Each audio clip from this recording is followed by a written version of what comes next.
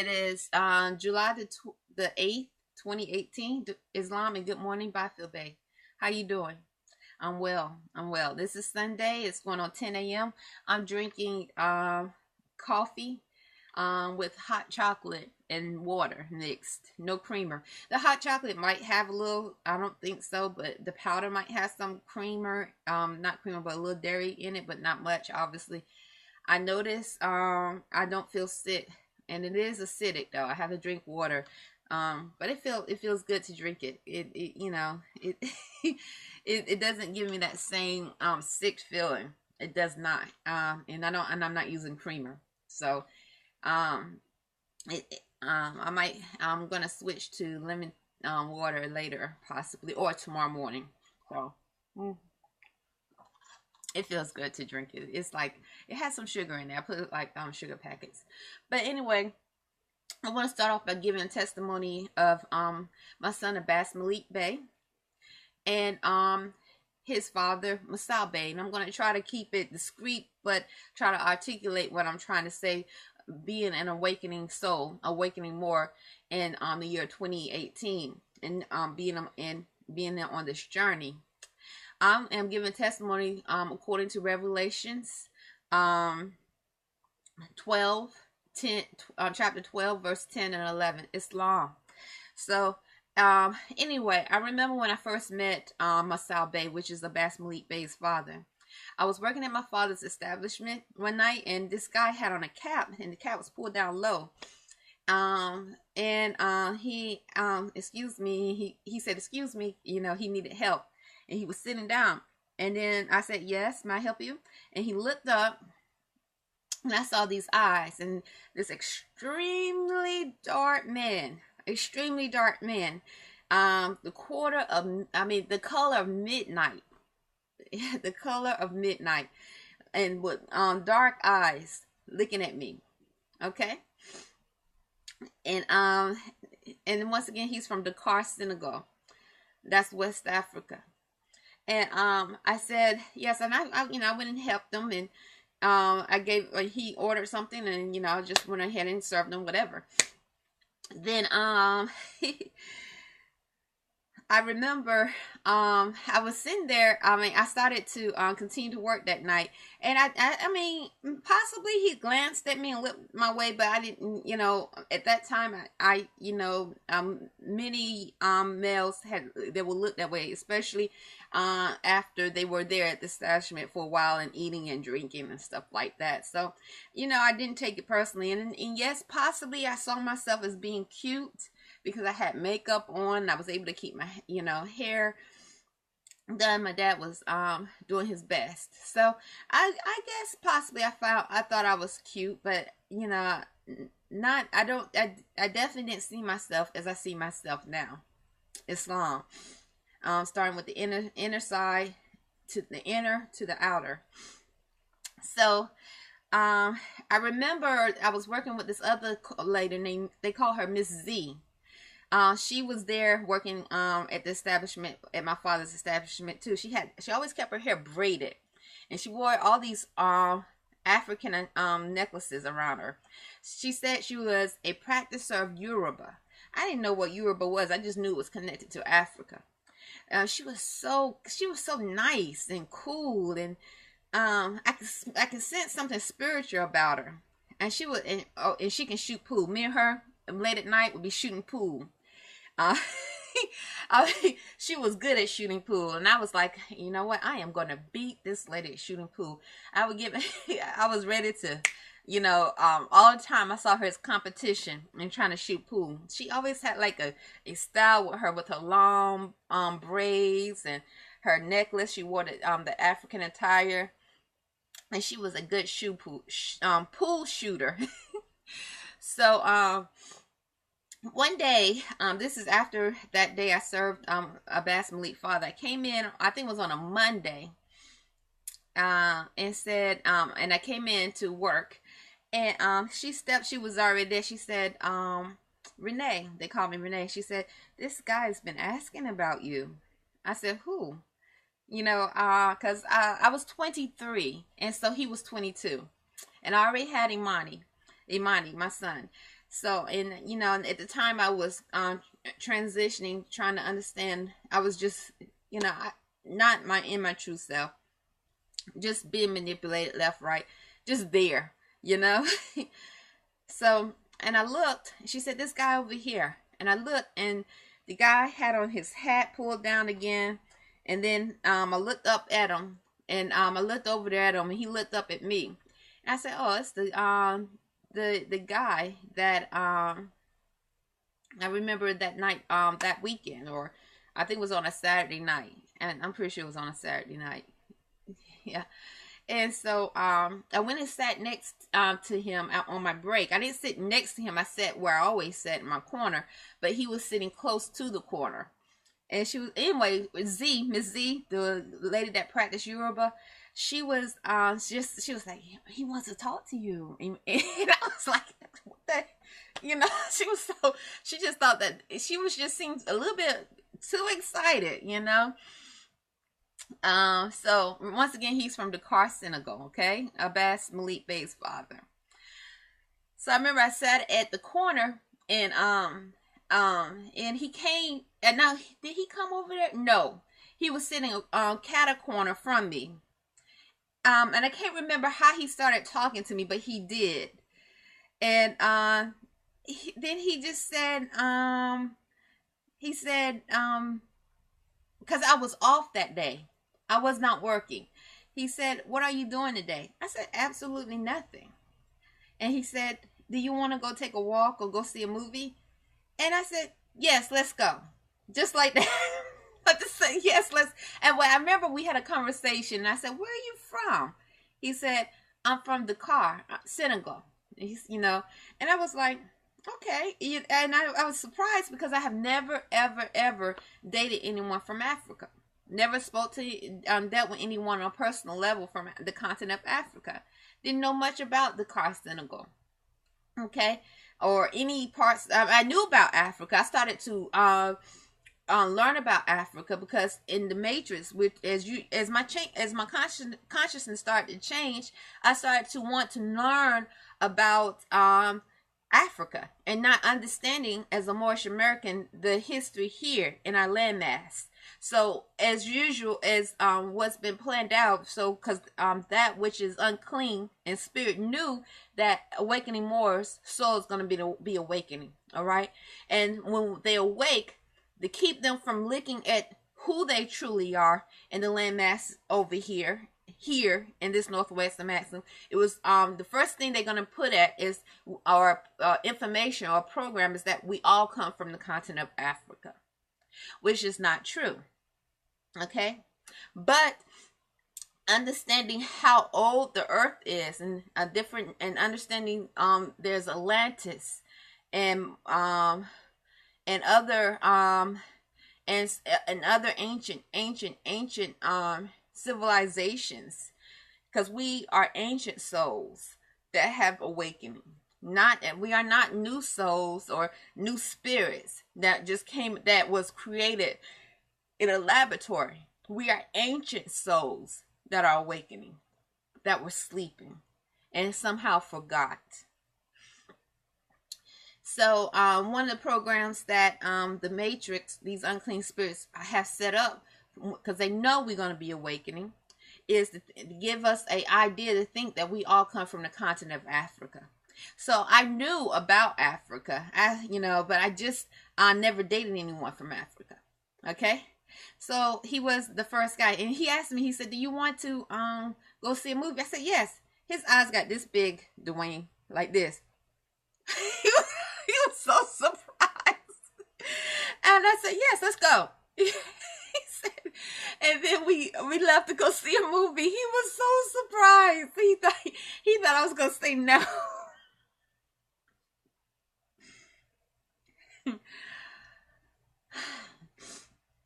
Anyway, and we started dating. Anyway, and so I did not understand the connection then of him being from Dakar, Senegal, his last name being Bey, Beye. I didn't get it. So, because I was the awakening soul, And at the time, my consciousness were there, giving me glimpse of my connection, but I didn't know. And so he was so good and still is, but just good. I can see now how good he was, but even though he had shortcomings, I see the innocence in him. I see the innocence in him, truly, that was there, and the innocence in me, because we did not know what we were among. We had no idea of the unclean spirits that we were among, that were manipulating. When we got married, I remember seeing different females always flirting with him. He was always being pulled away, and then and I don't think he realized what was going on. And then he had different vices, addictions that he was fighting. So what he ended up dating a pale skin energy. She was a pale skin, and it's like they were just in an unclean energy of spirits. I was pregnant. I ended up having Arrington-Bey. Okay. And this is his only son that he has. Abbas is I remember he said, we're gonna name him after my brother, Abbas. I said, that's fine. Well, can I name him Malik? It means king. He said, that's fine. And then of course he has his name, Bey, Beye, Islam.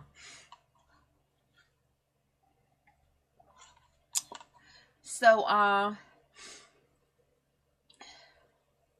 then I remember anyway, we went through some things, but anyway, just connecting. Well, the reason why I'm bringing this up is to show how I remember when one of the programs that I saw that I didn't pick up on was how it seemed though even in his psyche, in my psyche, I mean, as I was straying away from trying to disconnect from that energy of that psychology of European psychology, when I met him, that's in reference to because it seemed like as soon as we married, I was driven towards Islam. I was, but I didn't understand the different forms of Islam. Okay, I didn't get it, but I was driven towards it. I didn't want to drink alcohol. I wanted to change. Even then, something internally was driving me towards Islam, and trying to understand what the Quran is. And I had even wanted to cover myself completely, but I was just trying to connect. There was something. This is when I married Arrington-Bey. This is when I married him, and as I was trying to connect, he was seen to going this way, and I'm trying to connect to Islam. But I didn't understand what he was among, what we were among, the spirits we were among, and how his mind was being manipulated. My mind was being manipulated. I didn't get it because I didn't know. I just kept thinking something's wrong with him. We were young, and we, so much was going on, and we were just like chess pieces on a chessboard. Another two souls coming together for a reason, but had no understanding why. Arrington-Bey was born, and he is the only son between him and I. But once again, I started to see him as him connecting more with the pale skin. And as he connected more with the pale skin, his face, his whole mold, everything about him just started to change. Because I could see he was involving himself in things that he probably had never been involved before. But because he was fighting, he was being manipulated by unclean spirits, he didn't get it. Islam. And so by him being manipulated by unclean spirits, he was in turmoil, and so was I. But on a different level, Islam. So I it sort of makes me think about how when I was younger and I had dated pale skin. I was probably about 15, 16 years old. The last time I dated a pale skin male, and I didn't, and even then, I thought my state of mind being in the Matrix, that was the thing to do, to show, to date. We were living in a predominantly European area. Being raised, I was the only Asiatic in my classes growing up in Georgia, Cobb County. Not because I was like one of the most brilliant, because sometimes that would be put out there, but because there weren't hardly any Asiatics in that area at that time. So it was majority pale skin and very few Asiatics, and so I'm under that status of black. So be considered, I was only the one at that time under the status of black. Probably one or two blacks in all my classes. And this is what many, I think my dad, he being in the program, having that program, thinking that this is a good thing for him to raise his children in this atmosphere. Okay, not realizing how that made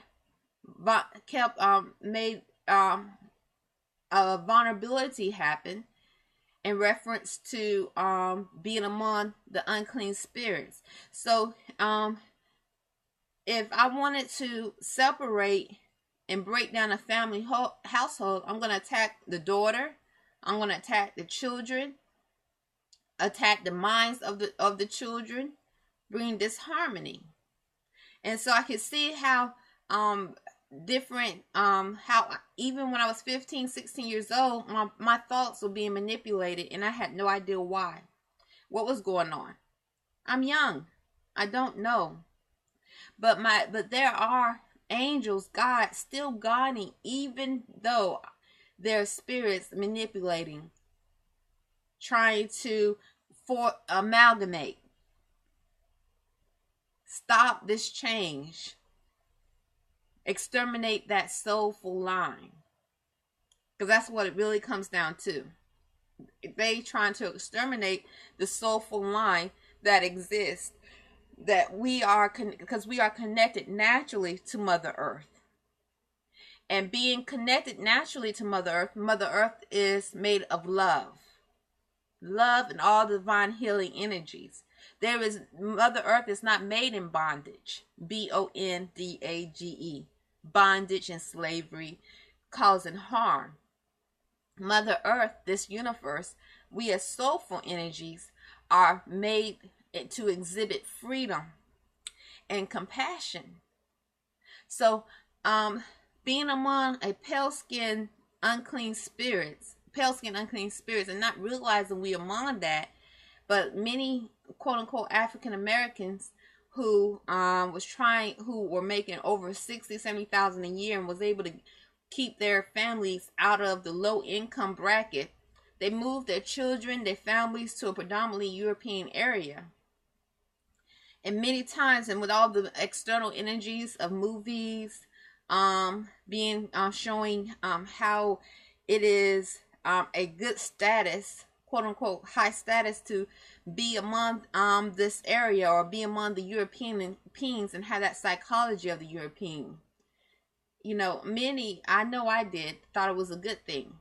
Most of my friends, like I said, Dwayne Bey, were very light skinned, very good, would be considered extremely good looking women. Not saying that has anything to do with it, but it does play into that whole matrix of that light skinned, beautiful Asiatic or black girl in this predominantly European area. Very, very pretty girls. There were some that were dark brown skin or brown skin, but you know, they were pretty. But they were, I mean, in my school, lot, very light skin. You know, wearing the hair nice and permed, um, lipstick, eyeliner, you know, walking around, you know, just you know, trying, just very what we consider very pretty. Remember, we are in a suburban area, very suburbs. Many of the parents making over 65,000 a year. Okay. And at that time, that was good figures in the early 80s, 90s. Okay.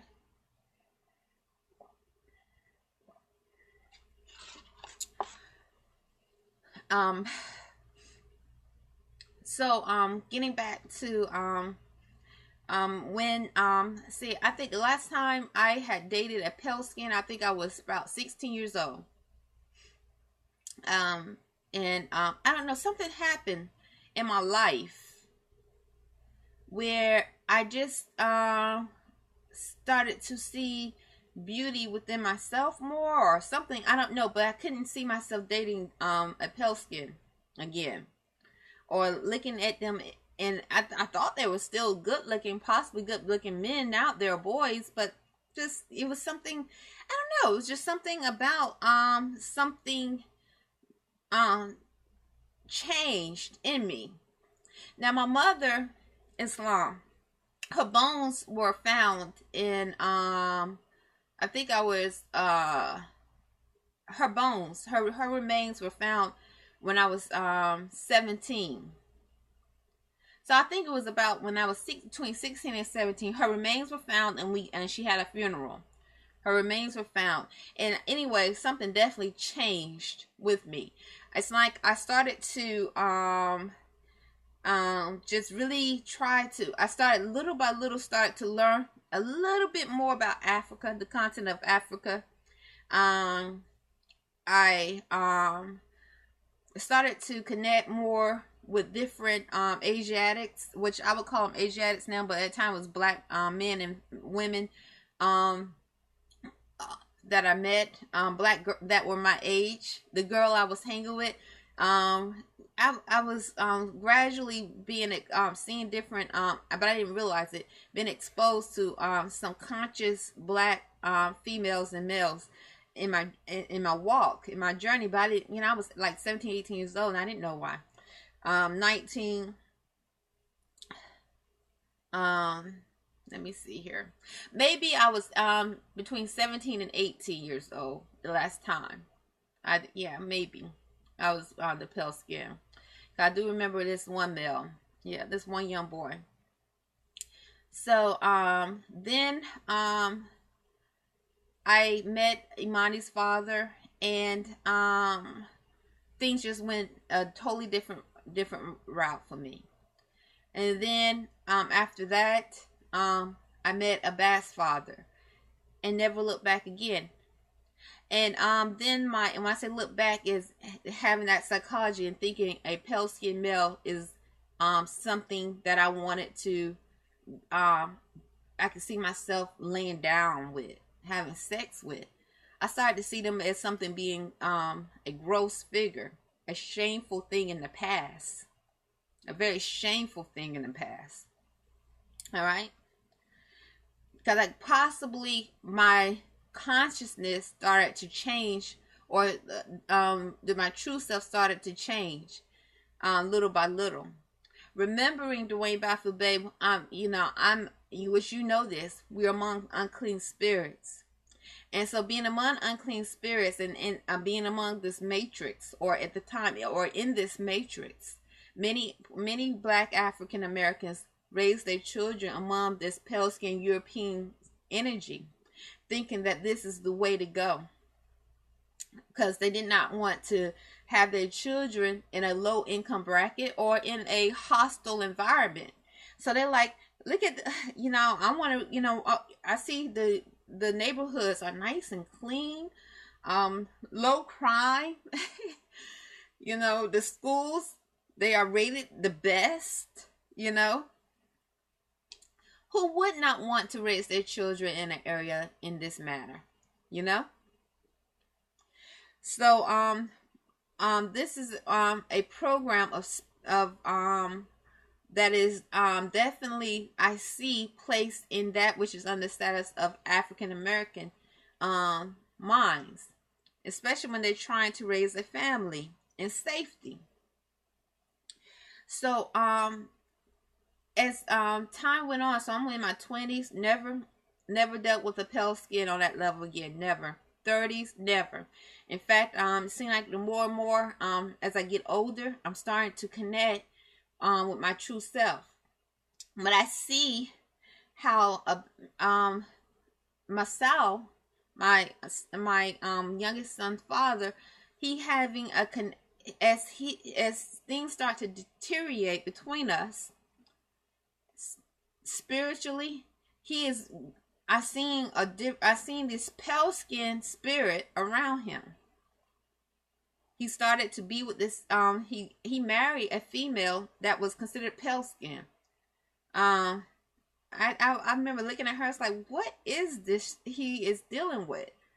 But he was fighting unclean spirits and addictions and vices. And so that opened him up to this spirit. I remember looking at her, I was like, look, what is this that he has put among, that he is involved with? This gorgeous king from Senegal, Dakar, or Dakar, Senegal. This king, my king at the time. Anyway,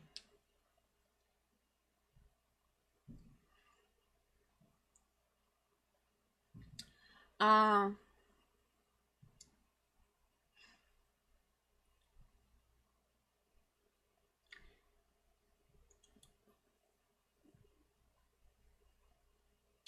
was telling Imani today the importance of knowing, of keeping him, of our ancestors, honoring our ancestors, and keeping ourselves separated from this unclean spirit, which that are soulless.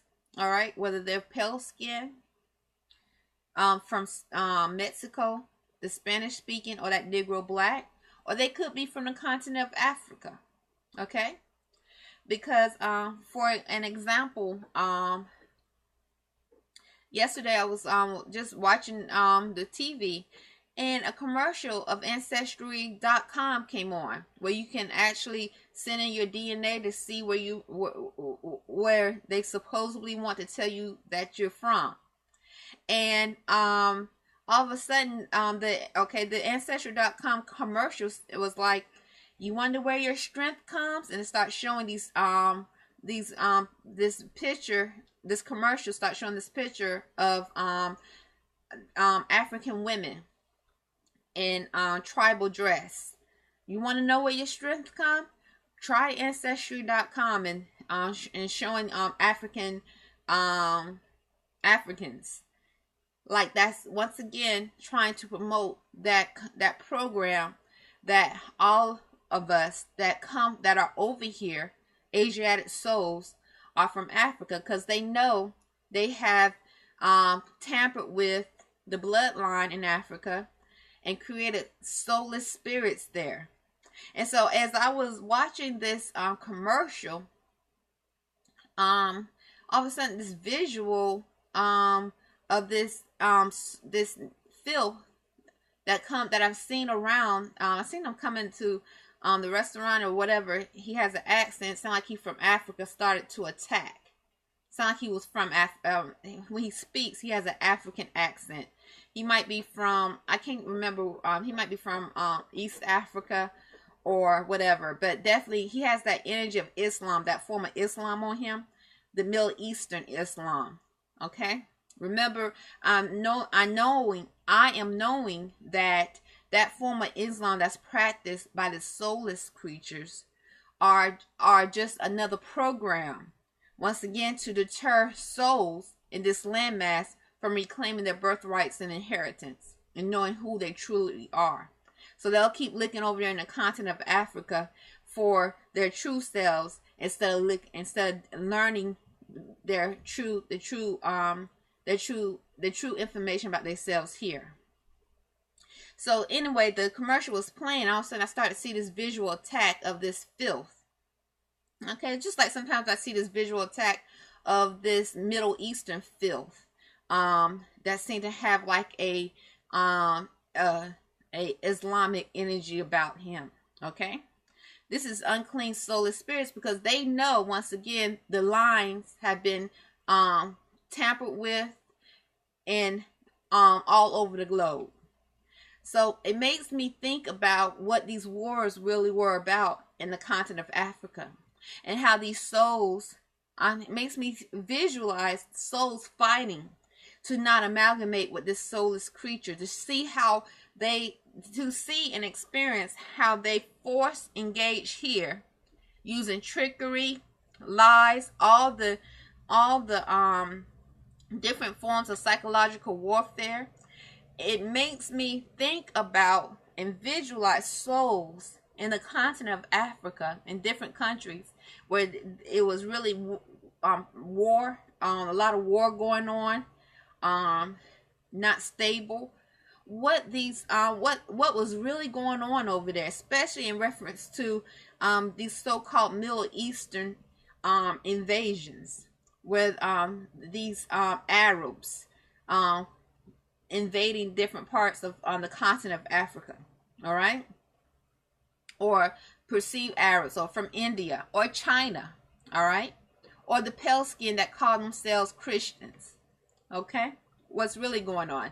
Because if they have created soulless creatures here, and seeing how aggressive they are in trying to amalgamate with souls here and deter them from reclaiming birthrights, or raising their thoughts and frequencies, and keep encouraging a form of bondage, using the word paid, whatever we paid.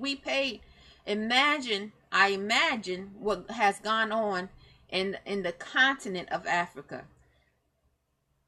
and how many souls lost their lives to prevent from amalgamating with this soulless filth that they have created in different countries of Africa as well.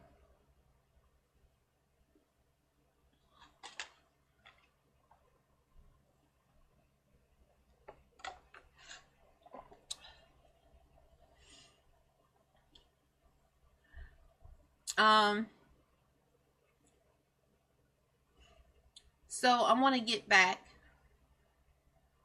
to Arrington-Bey in Arrington-Bey. So I started to notice as time went on, Arrington-Bey, things was just, like I said, deteriorating. And I kept seeing this pale skin energy around him. And then when I had Arrington-Bey, I remember doing when I first started, when I married you, and I first sent him to New York. When I sent him to New York, I didn't know what we were among. So he was 14 years old, all right? And this was the year of 2014. I did not know. All I knew was I married you. I thought it was a good idea. I had been homeschooling Arrington-Bey for about 2 years, because my consciousness changed in the approximately year of around 2011, 2010. Consciousnness not just changed, it was already changing, but peaked, where I wanted to homeschool, eat better, think better. I was remorseful of the sins that I have committed in the past.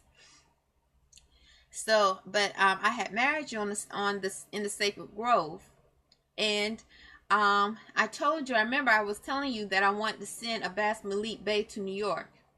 You never told me about the spirits we were among, about what was going on, about what I was amongst, and I had no idea that we were among others. I didn't know the capabilities of manipulating or attacking the mind, attacking the soul. Attacking the mind, the spirit, attacking the genitals. I had no idea. Because I had no idea what we were among. I was still trying to understand this connection that I had with you. And understanding why I was feeling different external attacks, and I'm fighting to be with you. And I thought it would be good. I had been homeschooling at Arrington-Bey for about 2 years, or no, actually maybe 3 years. 3 years. So he was 14 years old, and I started homeschooling him. The program that I used was very good. You didn't have to be intelligent, extremely intelligent to homeschool. There were a lot of resources online for mothers and fathers who wanted to homeschool. And so I researched and I used them. I was, we were meditating together. Me, Arrington-Bey, Monty Gray, now -Bey. But it was not easy because Abbas was still... he had been in the public school system for years, and for me to take him out, it was a change. So I remember when I sent him to New York. Once again, you didn't tell me what was going on what I was among, about these others. I had no idea. I'm from the South. I'm living in North Carolina. I had no idea. No, I just didn't have a clue of what was going on. So I go to I sent him to New York to be with his father, Arrington-Bey, because I'm thinking this is a good idea, and eventually I was going to go to New York, and I would be able to have more time to understand what's going on, because so much had already happened. Where I tried to reclaim our nationality, I tried to reclaim my nationality, Moorish nationality, with Arrington-Bey and Imani Gray-Bey. And I could continue, and also have understanding of the connection between you and I. So when Abbas left that winter, he came back to visit, or that summer, or the end of that fall, and came back to visit for Christmas. I remember Abbas, he was only 14 years old. He had tears in his eyes when I would talk to him. I didn't know why. Now when he left up there, he was innocent. He never did drugs. He never smoked cigarettes that I know of. Now, sometimes he was mischievous. But as for drugs, smoking cigarettes, and having sex, very innocent, young. So when he came back, I remember I saw a change in him. I didn't know what it was. I had no idea, because I still didn't know what I was among and what he was among in New York. And I tried to get him to communicate what was going on, but he wouldn't tell me what was going on. So I had to put 2 and 2 together. And I realized that possibly he had given up his virginity to a female. Possibly one of these others. 10 times out of 10, one of these others. And she hurt him. Made him look stupid at school. Remember, we are among a telepathic community, unclean spirits, and they come together to molest, to deteriorate, to set up souls to be used. I didn't understand his hurt, because I still did not know what I was among and what he was experiencing, what he was among. I did not know. I just held him and tried to give him love, because I was thinking, well, I was a little upset, but then I just think I didn't know. So he goes back to New York, and then the following year, in the year of 2015, Imani Gray-Bey and I go to New York.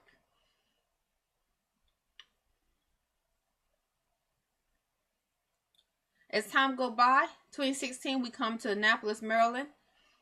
I see things change in Abbas. He's doing things. Dealing with his mind is not the same. It's like he's a whole new form, possession over his mind. His spirit is not the same. I could tell he has partake in things in reference to sex, unclean behaviors that he was not open to and knew of when he was with me.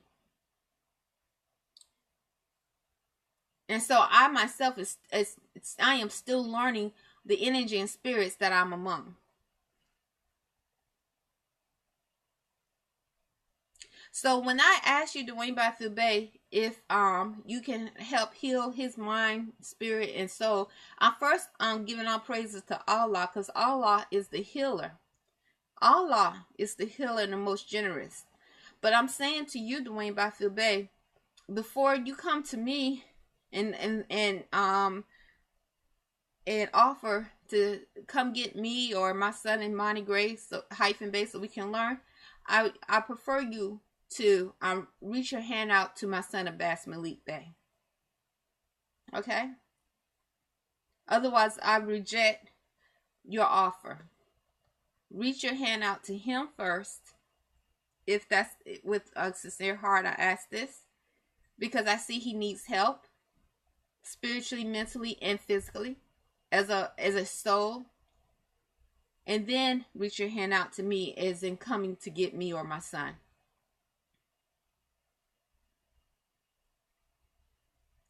Everything Abbas Malik Bey has experienced is because he has been manipulated,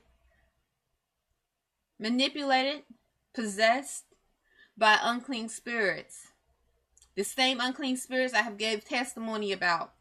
How they're able to manipulate your mind, your genitals, while you're sleeping. For instance, I had a dream this past few week, just this morning, of these Mexicans. I was they looked like Mexican or Middle Eastern. All right.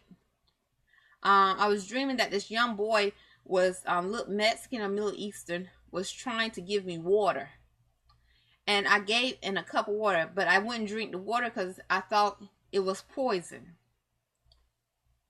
Then I had like a green cabbage or red cabbage, and I was trying to eat that, and he had chicken. And he tried to give me some chicken, or I took the chicken, I chewed on it, and I spit it out. The dream was manipulated. One of the filth that we are among in this room, in this hotel, American Ascendant Stay in Annapolis, Maryland, is probably sitting around wait till we go to sleep, try to manipulate our dreams to engage forcefully. Because they know if they step to us on the physical plane, we can call the cops and have the asses arrested for harassment. That would be the biggest joy in my life.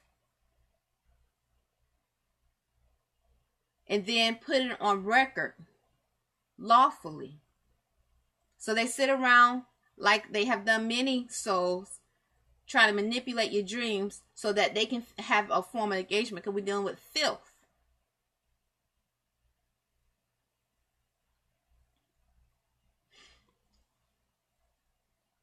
Then I had a dream of, it looked like a pale-skinned guy trying to represent himself as some form of a boyfriend towards me. This was today. This was tonight. I mean, in this past night. And also I had a dream of let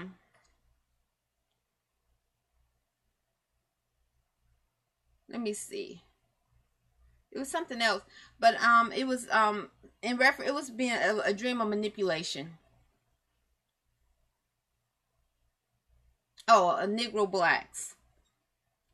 I remember this past week I was dreaming, I was sleeping, and because one of the biggest form of warfare that this filth use is manipulating, once again, your mind while you're sleeping. So I dreamt that I felt like my body was moving up and down. All right, like one of the spirits among this that's around this room was attacking my vibrations, moving my body up and down. All right, but before that, it's like I was seeing a visual of sexual activity going on. Okay, and it's then as I felt my body, my vibrations moving up and down while I was sleeping, something told me I woke up within 5 seconds. But what they were trying to do, this filth that we are among, which this same technique is used many times, probably in probably different techniques were used towards my son Arrington-Bey and other souls who don't know what they are among. Once again, trying to prepare them to be used as some form of sex on a sex plantation to amalgamate with this nasty, soulless filth, these Negroes, these blacks, the soulless, filthy, unclean spirits of the Mexican or Spanish speaking, the pale skin.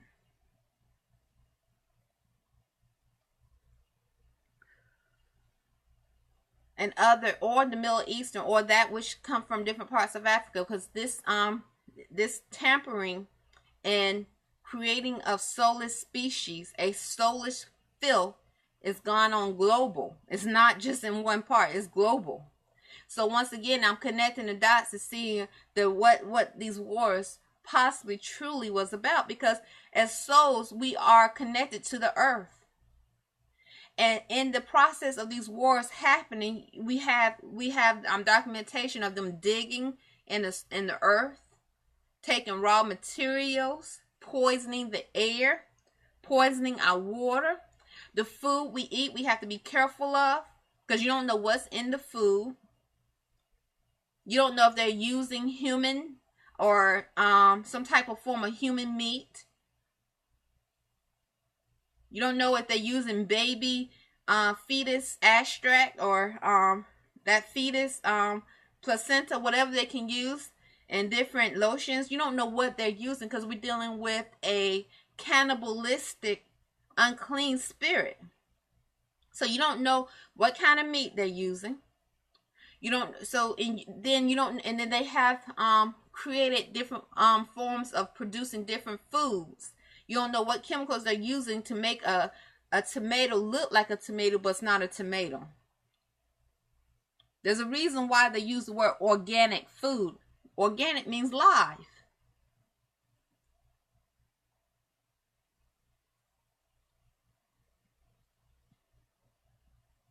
So,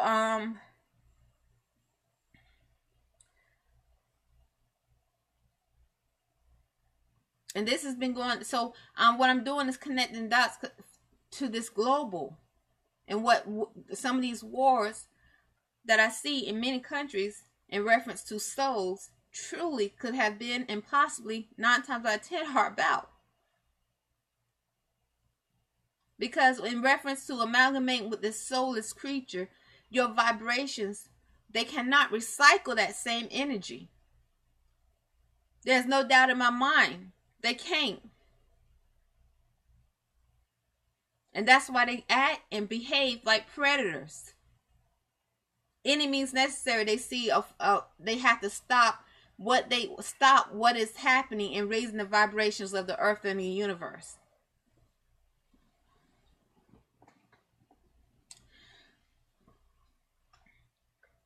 So as I was I noticed I had a dream. Once again, it seemed like my vibrations were moving. I'll wake quickly, because before that dream of my vibration moving while I was sleeping, because they can attack your vibration. Okay, I'm gonna stop right there for one moment. Imani, I'll be right back.